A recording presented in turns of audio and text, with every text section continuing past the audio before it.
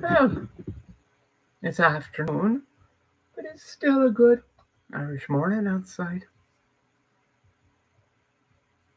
Turned on the news this morning.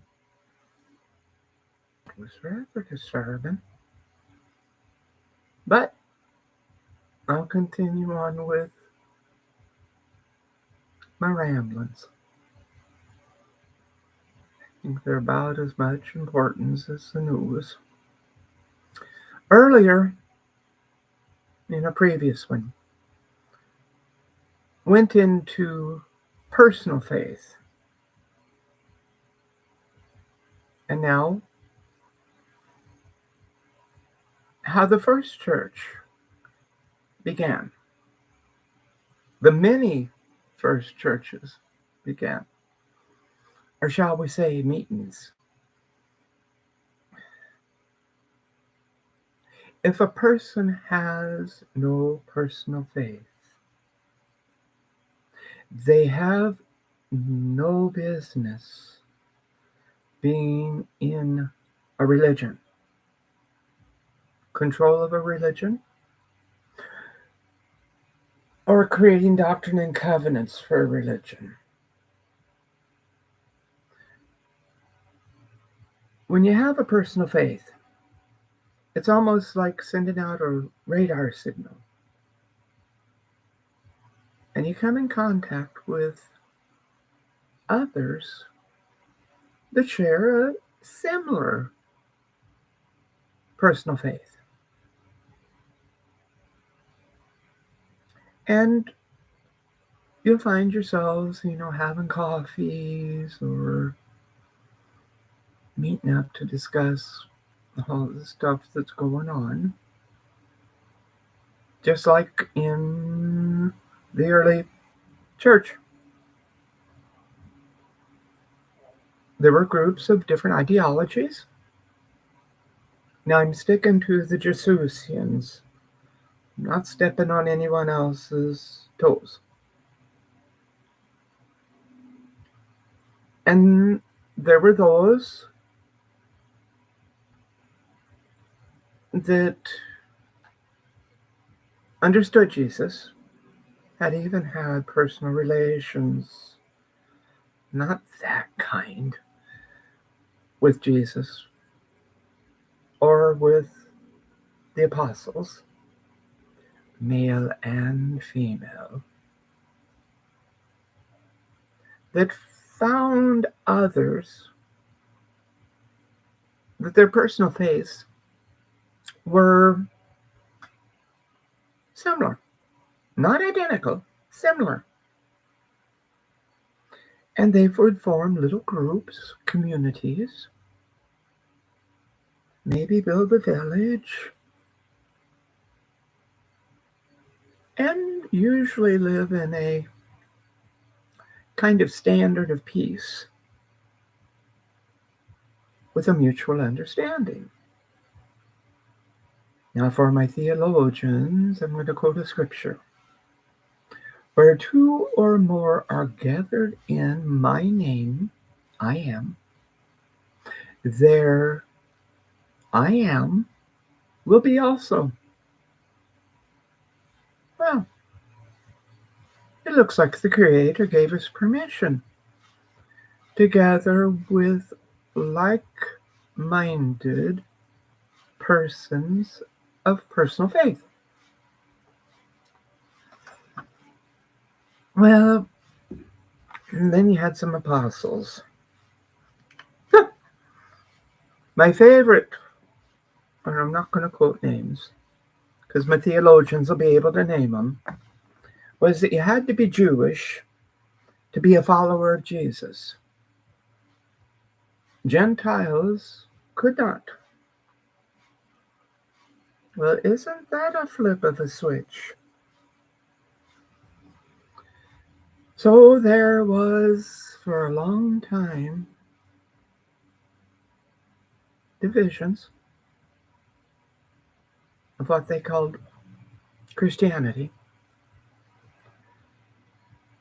Mostly it had to do with A lot of them that wanted to hold to all the old laws, some of the laws. Those that chose to live by grace and have the freedom of grace. Many of them were labeled pagan Christians. Now, that's not an oxymoron of a label that a group of men decided to lay on. Self-disclosure. My 59th great-grandfather, Flavius Theodosius, Christian emperor of Rome, decided to get back into the graces of St. Ambrose by going to it was then Bishop Ambrose and boasting of killing 6,000 pagan Christians. Ambrose was not impressed. I think I'm making up for some of his sins if the sins of the father of the father still hold true. And damn him for allowing the Library of Alexandria to finish being decimated and Hypatia murdered. We lost knowledge. But there was a gain of control by men. Remember, this is quoting from the book of Judas. I believe it was Peter that said, "What good is Mary Magdalene? She's only a woman." And Jesus' reply was, "I will raise Mary Magdalene to the level of man." Give that a thought. So we have these groups, little groups of people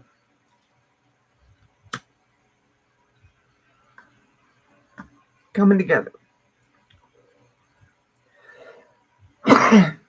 It's innocent. It's called faith. As the groups grow, again, hierarchy comes in. And you get a lot of men making decisions on what their version of the Creator wants you to live by and be. Sorry, anxiety cough left over from having to go out and deal with public. And it's not time for the next dose. So these grow. And then you start having divisions. There were some pretty unique ones, I'll tell you that. I think one of the oldest is Amish, Mennonite, and Monrovian that still exist.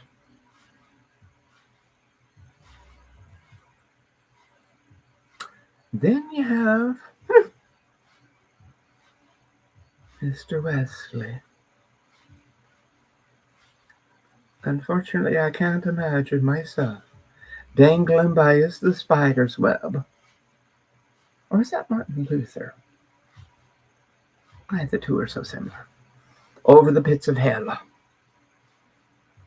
What a way to join people in joyfully to the church.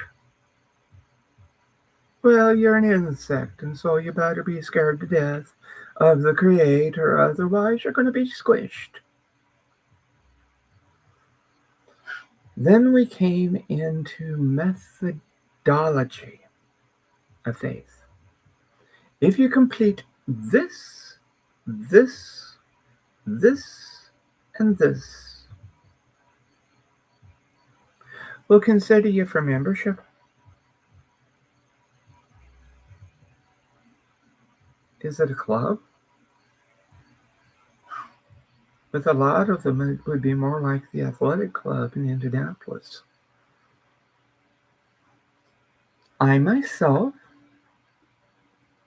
belong to the Episcopalian faith. We might not always see eye to eye. I think our doctrines don't conflict too much. But it was the only church that had a high mass and Holy Eucharist that I could join without being a hypocrite. I would not join a religious church that had rules against my existence.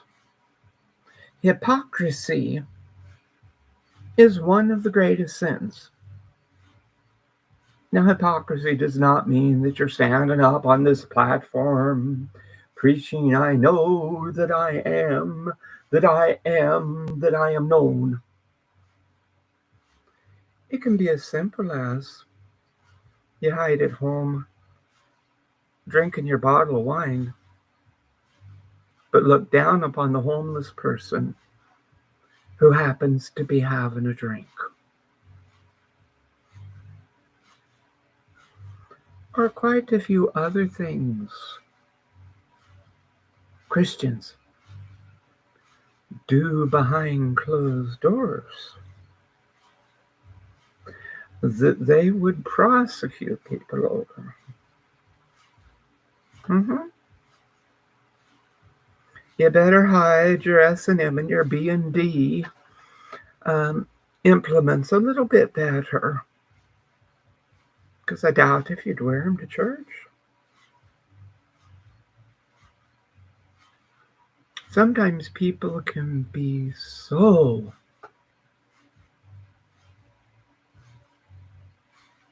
visible.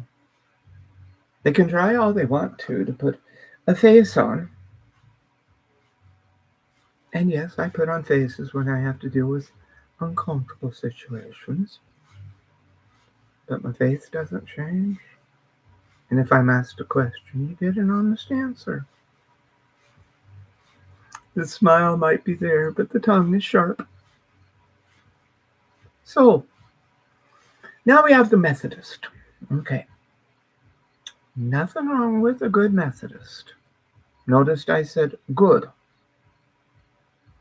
In fact, my mother was a United Brethren, and my father was a Methodist.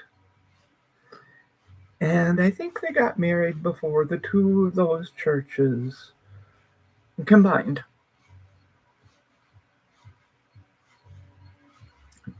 Don't know how father became a Nazarene minister, other than I think they had less qualifications for college.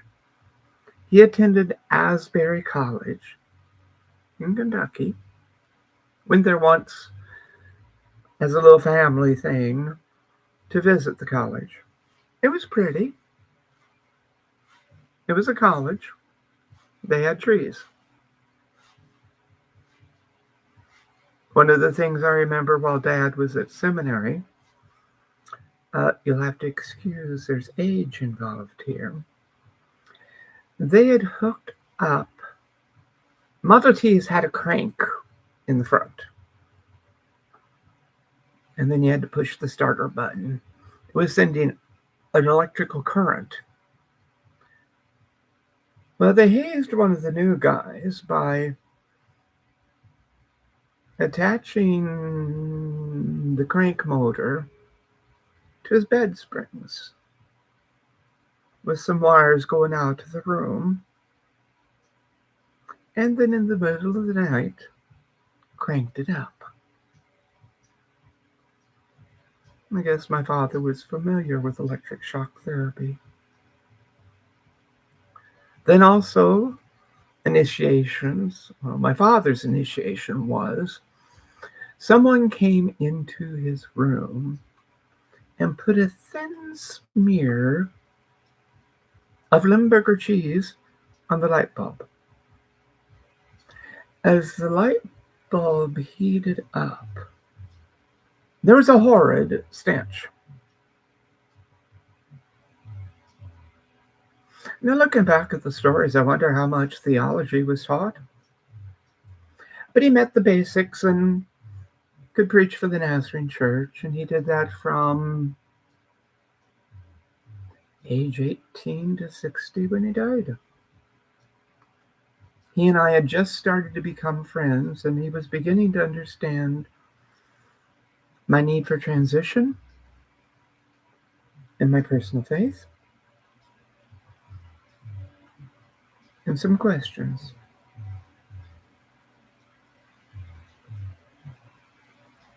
Well,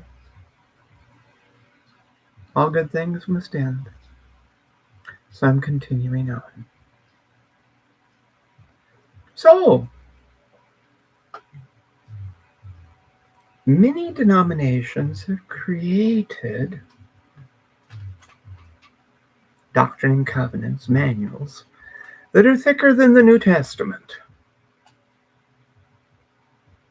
The Nazarenes have some really unique things in theirs. And if it was not a creator-centered religion, it would be leaning towards a cult. Now, we're at a point, rather frightening point,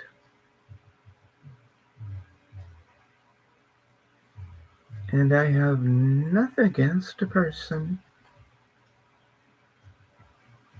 who wants to name themselves Christian. I have great fear and trepidation about Christian nationalism.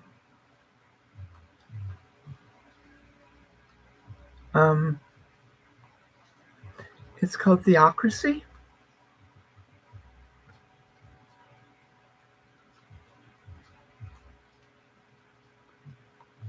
A decision as to who is worthy to live, who needs to be kicked out,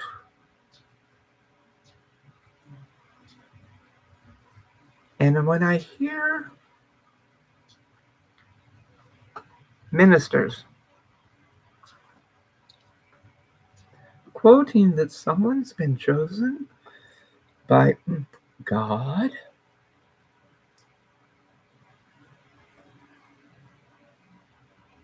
and that the other side are people with demons speaking through them,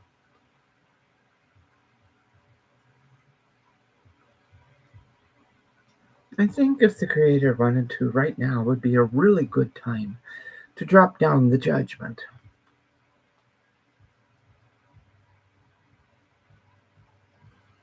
I'm old, I'm dying, okay? I don't worry about my physical future. It could be made more comfortable, I'll tell you that. But my mothering heart is shattered for my youngers. Those that are having to work their way through all this shite.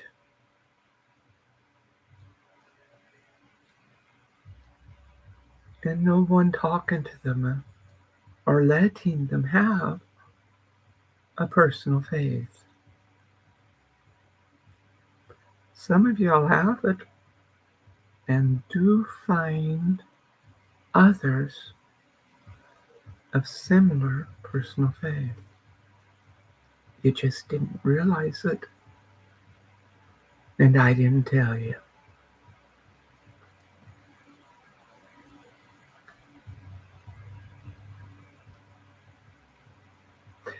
I don't like this feeling.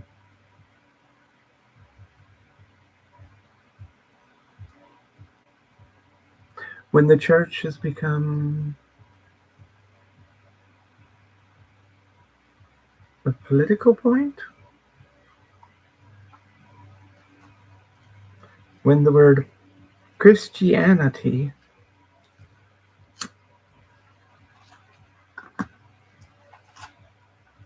for a lot of us, it's almost a cuss word.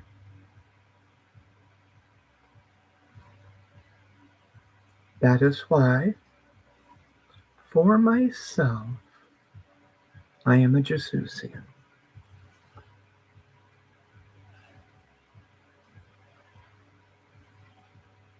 You can check back on a previous video as to what a Jesusian is.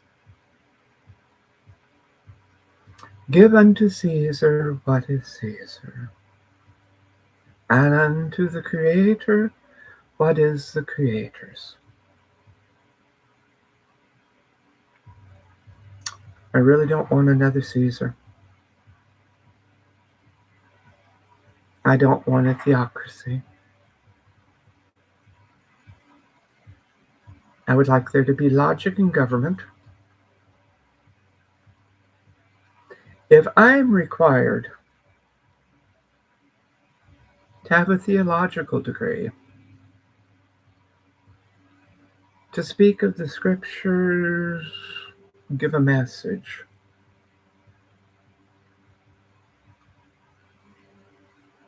then if we are going to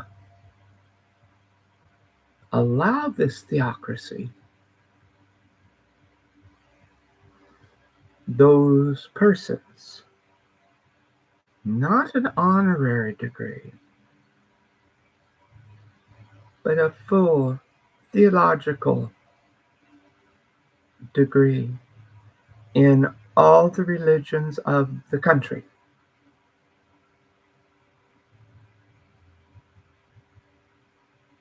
and you can't build a tower with it.